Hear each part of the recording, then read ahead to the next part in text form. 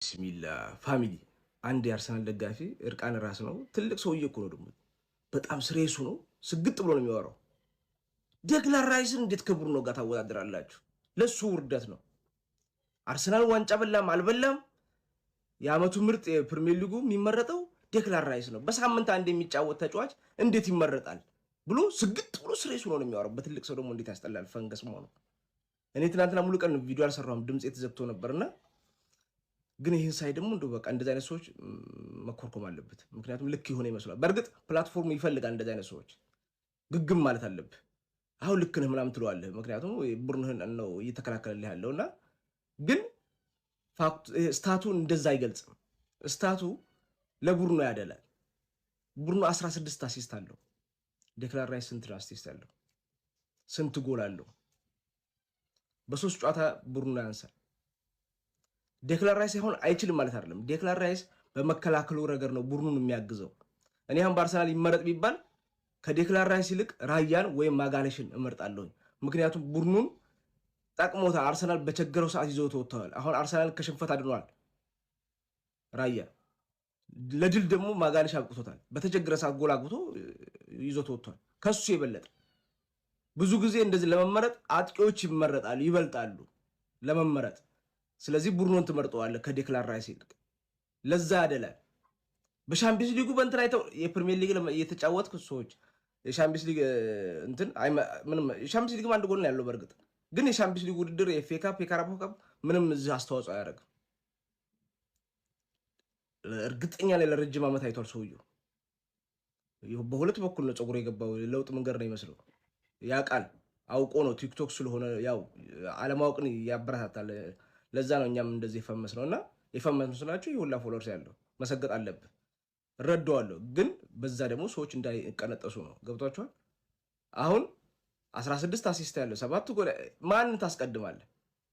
ፕሪሚየር ሊግ ዋንጫ ካነሳ ልትል ትችላለህ። ፕሪሚየር ሊግ ዋንጫ ካነሳ ከዴክላን ራይስ የበለጠ ማጋሌሽ እና ራያ ይቀደማሉ ብዬ አስባለሁ። አርሰናል በእርግጥ ይሄ አንድ ግለሰብ አንድ ተጫዋች ጎል አድርጎ የሚያወጣ ቡድን አይደለም። ምክንያቱም የሲስተም ቡድን ነው። እንደ ቡድን ነው ምርጥ የሆነው። ገብቷቸዋል። ያ ስለሆነ ነው። ዴክላን ራይስ ደግሞ በመከላከሉም ደግሞ ያደላል። ዋንጫ ሳያነሳ ደግሞ የእነዚህ ተጫዋቾች በሙሉ ቡድናቸው ዋንጫ ሳያነሳ የሊጉ የአመቱ ምርጥ ሽልማትን አሸንፈዋል እነዚህ እና ለቡድኑ ጊዜ ይባላል። አሁን የሳምንት ምርጥ ስንት ይወስዷል? የወሩ ስንት ይወስዷል? እሱ በተከታታይ ከመጣ ጊዜ ማለት ነው። በዛ ዓመት ስለመወሰዱ እርግጠኛ አይደለሁም። ዴክላን ራይስ ግን ወስዶ ያውቃል። ተሳስቼ ከሆነ እረሙ።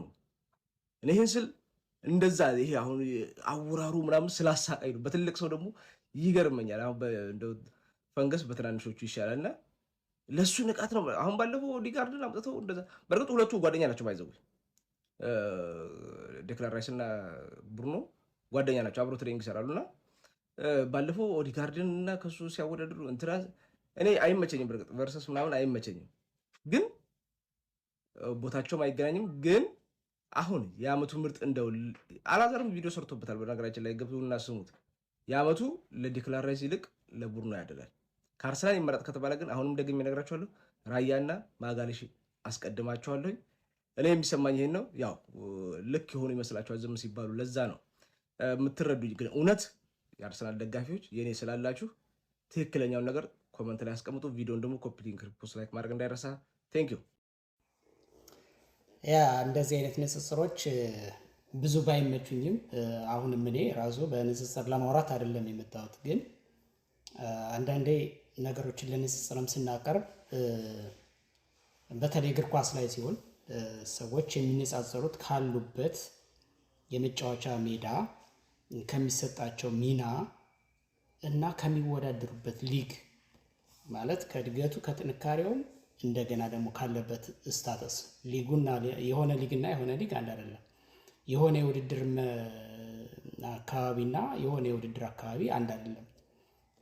ለምሳሌ የጀርመን ቡንደስሊጋ እና የአውሮፓ ቻምፒየንስ ሊግን፣ የእንግሊዝ ፕሪሚየር ሊግን እና የአውሮፓ ቻምፒየንስ ሊግን፣ የእንግሊዝ ኤፍኤን እና የስፔን ኮፓ ዴላሪ ውድድርን ክብደታቸው፣ መጠናቸውን፣ ሁሉ ነገራቸውንም ወስዶ ማወዳደር የሚቻል አይመስለኝም። ልክ እንደዛ ሁሉ ለምሳሌ ንጽጽር አይመቸኝም። በአጠቃላይ ይሄ ሜሲና ሮናልዶ የሚባለው ዘመናትን ያለፈ የብዙዎች ክርክር ወይም ውዝግብ ያለበት ክርክር ራሱ ጉንጫ አልፋ ነው፣ አይመቸኝም። ግን እናወዳደር ቢባል እንኳን ብሩኖ ፈርናንዴስ እና ዲክላን ራይስን ወስዶ ማወዳደር የሚቻልበት ሁኔታ እንደሌለ መናገር የምንችል ይመስለኛል፣ በሁለት መሰረታዊ ምክንያቶች። የመጀመሪያው ነገር ቦታቸው አንድ እናየው አይደለም። ዲክላን ራይስ እንደ ዲፌንስ ሚድፊልደር ሆኖ የሚጫወት ከማጥቃት ይልቅ ኳስ ከማቀበል ይልቅ ጨርሶ ከመስጠት ይልቅ የአማካይ ስፍራን ሚና ከመጫወት ይልቅ ሞር ቡድኑ ሲጠቃ ወደ ኋላ ተመልሶ የፉልባክ ያህል አንዳንዴ አንድ ፉልባክ የማይሰራውን ስራ የመከላከል ስራ ሲሰራ የምትመለከቱት ከቦክስ ቦክስ ሳጥን አካሎ ከሜዳ ሜዳ ከጫፍ እስከ ጫፍ ሮጦ የሚከላከል የሚዋጋ የሚጋደል እንደዛ አይነት። ብሩኖ ፈርናንዴስ ደግሞ ሚድፊልደር ነው። ሚድፊልደር ሆኖ ግን አታኪንግ ሚድፊልደር ነው። ልክ የአማካይ አጥቂ ወይ ፎርዋርድ ሆኖ ተደራቢ አጥቂ ሆኖ የሚጫወት ነው። ስለዚህ አሁን ልጁ ለማነጻጸር ሲሞክር ስሰማ በጎል ብዛት እያነጻጸረው ነበር። ስለዚህ አታኪንግ ሚድፊልደር ወይም ተደራቢ አጥቂ ሆነ ወይስ ዲፌንሲቭ ሚድፊልደሩ ነው ብዙ ጎል ማስቆጠር ያለበት? እንዴትስ ይቻለዋል እኩል ከዛኛው ለማስቆጠር? እኔ ይሄን ስል አሁን ቢሆን እያነጻጸርኩ አይደለም። ብሩኖ ፈርናንዴስ በነገራችን ላይ ከማደንቃቸው ተጫዋቾች መካከል አንደኛው ነው። በጣም ጎበዝ ተጫዋች ነው። እንደውም በዚህ አጋጣሚ ያለ ጊዜው የማይሆን ቦታ የተገኘ ተጫዋች ብዬ ነው የማስበው። እኔ በማንቸስተር ዩናይትድ ቤት ማንቸስተር ዩናይትድ በወደቀበት ጊዜ የተገኘ እና ወርቃማ ጊዜውን ያባከነ ተጫዋች ብዬ ነው የምገልጸው። ግን እነዚህ ሁለት ተጫዋቾችን ስናነጻጽር የመጀመሪያው ነገር አንደኛው ይሄ ነው፣ የመጫወቻ ቦታቸውና ስፍራቸው ይወስነዋል። ሁለተኛ በያሉበት ክለብ ውስጥ ተመሳሳይ ወይም ትይዩ በሆነ ውድድር ነው እየተወዳደሩ ያሉት። ለምሳሌ ዲክላን ራይስ በሳምንት ክለቡ 4 እና 3 ጨዋታ ሲያደርግ ተመልክተናል፣ አንዳንዴም ከዛ በላይ። ማንቸስተር ዩናይትድ ግን በሳምንት አንድ ጨዋታ ጠብቆ ፕሪሚየር ሊጉን አንዳንዴ ጃምፕም ሊደረግ ይችላል ላይኖር ይችላል። ካለለም 2 ሳምንት አንድ ሳምንት ጃምፕ የሚያደርግ ከሆነ 2 ሳምንት ያርባል ለማለት ነው። ስለዚህ በየትኛው የውድድር መስክ ነው የምታወዳደሯቸው የሚወዳደሩት? አሁን ዴክላን ራይስን ውጤቱን ሪዛልቱን የሰራውን ስራ ስናነሳ በታላቁ አውሮፓ ሻምፒዮንስ ሊግ፣ በታፍ በሆነው ውድድር የእንግሊዝ ፕሪሚየር ሊግ፣ በእንግሊዝ ኤፍኤ ካፕ፣ በእንግሊዝ ሊግ ካፕ እያልን ልናነሳ እንችላለን። ብሩኖ ፈርናንዴስ ካለ ደግሞ የእንግሊዝ ፕሪሚየር ሊግ ነው። በነገራችን ላይ ገብታችሁ ብታዩ የራሳቸውን ሬት ስታተሳቸውን ብታዩ በፕሪሚየር ሊጉ፣ በአውሮፓ ቻምፒየንስ ሊግ፣ በኤፍኤ ካፕ እያለ ይከፋፍለዋል። ለምሳሌ የራይስ እንደዛ ነው የሚያስቀምጠው። ብሩኖ ጋር ስትሄድ ደግሞ የእንግሊዝ ፕሪሚየር ሊግ ብቻ ነው የሚቀመጠው። ምናልባት ከውድድሩ ከመውጣቱ በፊት በተሳተፈባቸው ሌሎች ውድድሮችም ሊጠቅስ ይችላል። ስለዚህ በምን ግራውንድ ነው አሁን ሊደረት አሁን ሰዎች ሲተነትኑ መጣው። እኔ አሁን ልጁን ብለም ያለው እንደፈለገ ማውራት ይችላል።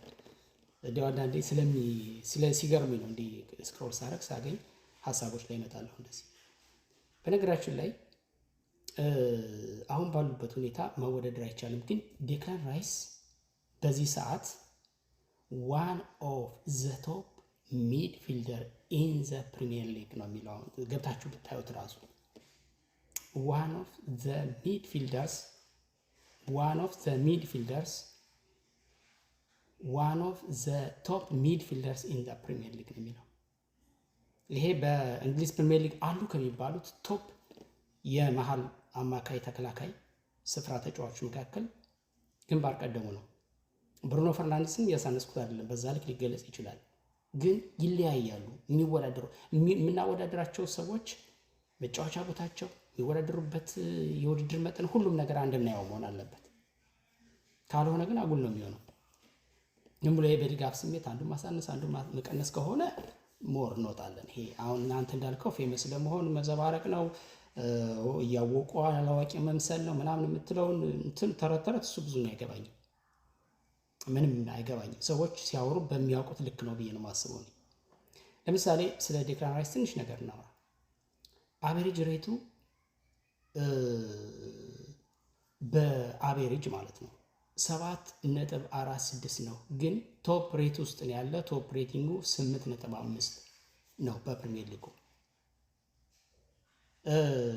ብሩኖ ፈርናንዴስ ኦፍ ኮርስ 8.0 አለው። ትንሽ 8.5 ከ8.0 ከፍ ይላል አይደል? የራይሱ ግን አሁንም እያነጻጸርኩት አይደለም። እንደው ዝም ብሎ ይሄ ሬት ሲባል ቶታል ሬት በሚጫወቱበት ማለት ነው። ያኛው በአንድ ሊግም ተጫውቶ ይሄኛው ደግሞ በብዙ መንገድ። አሁን ዴክላን ራይስ አንዳንዴ ትንሽ የመዳከም ነገር ያምኑ ይጋደላል በቃ በየጨዋታው ሊግ ራንኩ አሁን ይሄ ኮንሲስተንት ይባላል። ይሄ ተከታታይነት ያለው ይሄ ኮንሲስተንት የሆነው ራንኩ ይቀመጣል ብዙ ጊዜ እና በዚህ ረገድ ሲመዘን ዴክላን ራይስ በጣም ቶፕ ነው። ቶፕ ሌቭል ላይ ነው የሚያስቀምጡት።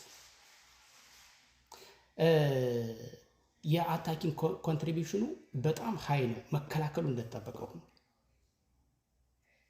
አሁን ዴክላን ራይስ እሱ ልጁ እንደገለጸው በዚህ የውድድር ዓመት ብቻ በ9 ጎሎች ላይ ተሳትፏል።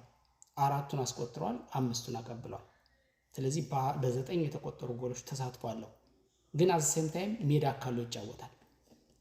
ዴክላን ራይስ ሜዳ አካሎ ይጫወታል ካል ብሩኖ ፈርናንዴስ ያን ያደርጋሉ? አያረግም። ብሩኖ ፈርናንዴስ አማካይ ክፍል ነው፣ ተደራቢ አጥቂ ነው። ኳስ ሊያቀብል ይችላል፣ ሲያገኝ ሊያገባ ይችላል። ቅጣትን ሲያገኝ ደግሞ ጥሩ ቅጣት ምች ነው፣ ጎል ስኮር ሊያደርግ ይችላል። ከዛ ውጭ ግን ከቦክስ ቦክስ ርጦ የሚጫወት አይነት ተጫዋች አይደለም። ዴክላን ራይስ በነገራችን ላይ ዘንድሮ በእንግሊዝ ፕሪሚየር ሊግ ቶፕ ብዙ ዲስታንስ የሸፈኑ ብሎ ሬቲንግ ሲያወጣ ቶፕ 10 ውስጥ ብሩኖ ፈርናንዴስ አልተካተተም። ዴክላን ራይስ ግን 6ኛ ደረጃ ላይ ያለው እሱ ነው። አንደኛው አንደርሰን ነው የኖቲንግሃም ፎረስቱ 331.99 ኪሎ ሜትር ዲስታንስ ሸፍኗል በውድድር ዓመቱ እስካሁን ድረስ። ሁለተኛው ዙቢሜንዲ ነው የአርሰናሉ 329.90 ኪሎ ሜትር ሸፍኗል። ሶስተኛው ሮጀርስ ነው የአስቶን ቪላው 329.58 ኪሎ ሜትር ሸፍኗል። አራተኛው ካርነር ነው የኤቨርተኑ 328.03 ኪሎ ሜትር ሸፍኗል። አምስተኛው በርጌ ነው የፉልሃሙ 320.06 ኪሎ ሜትር ሸፍኗል። 6ኛ ደረጃ ላይ የተቀመጠው ዴክላን ራይስ ነው 317.89 ኪሎ ሜትር ሸፍኗል። ምን ማለት ነው? የአማካይ ተከላካይ ሆኖ ግን ከቦክስ ድረስ ሸፍኖ መጫወት የሚችል ደም ያለው ተጫዋች ማለት ነው። ስለዚህ በዚህ እንዴት ልታረጋ? ለምሳሌ አሁን በዚህ ስናነሳ ብሩኖ ፈርናንዴስ ብዙ መሮጥ ያለበት በፕሪሚየር ሊግ እሱ ነበር አይደል? ዴክላን ራይስ አሁን በተጨማሪ በአውሮፓ ቻምፒየንስ ሊግ በተደራራቢ ጨዋታዎች ደክሞ ነው እዚህ ፕሪሚየር ሊጉ ላይ የሚሰለፈው። ብሩኖ ፈርናንዴስ ደግሞ ኃይሉን ሪዘርቭ አድርጎ ምን ብሎ አርፎ በአንዲት ውድድር ብቻ ነው። ግን ብዙ ሜዳ ካለው መጫወት ዴክላን ራይስ ይበልጠዋል። እንዲያው ከተለኩም በዚህ ነው የሚለኩት። እንዲያው እንለካቸው ካለ ሜዳ ካለው መጫወት ብዙ ዲስታንስ በመሮጥ ኳሶችን በመቆጣጠር ለጓደኞቹ በማቀበል አኪሬሲውን የጠበቀ እንደዚህ ብለን እናነሳ እንችላለን። ስለዚህ አንደኛ የማይነጻጸሩ ሰዎች ነው የምናነጻጽረው። ሁለተኛ እናነጻጽር ካልንም ዴክላን ራይስን የሚያህል በእንግሊዝ ፕሪሚየር ሊግ በአሁኑ ሰዓት ዴክላን ራይስን የሚያህል እንደው አማካይን ብለን ብንጠራ የሁለቱን ስፍራ እሱን የሚያህል ተጫዋች የለም። ብሩኖ ፈርናንዴስ የራሱ የሆነ ኳሊቲ ያለው፣ ግን ዴክላን ራይስ ማለት በጣም ታላቅ ተጫዋች ነው። ሁሉም እንደሚስማማ በነገራችን ላይ እኔ ስላልኩ ምናምን ስላልኩ አይደለም፣ ሁሉም የእግር ኳስ አሰልጣኞች እንደሚስማሙበት እና በልኩ ብናደርገው ጥሩ ነው። ይሄ ዝም ብሎ በዘፈቀደ ባናወራ ለማለት ያህል ነው። ብዙ ነገሮች መጥቀስ ይቻላል፣ ግን እንደው ተወሰነች ነገር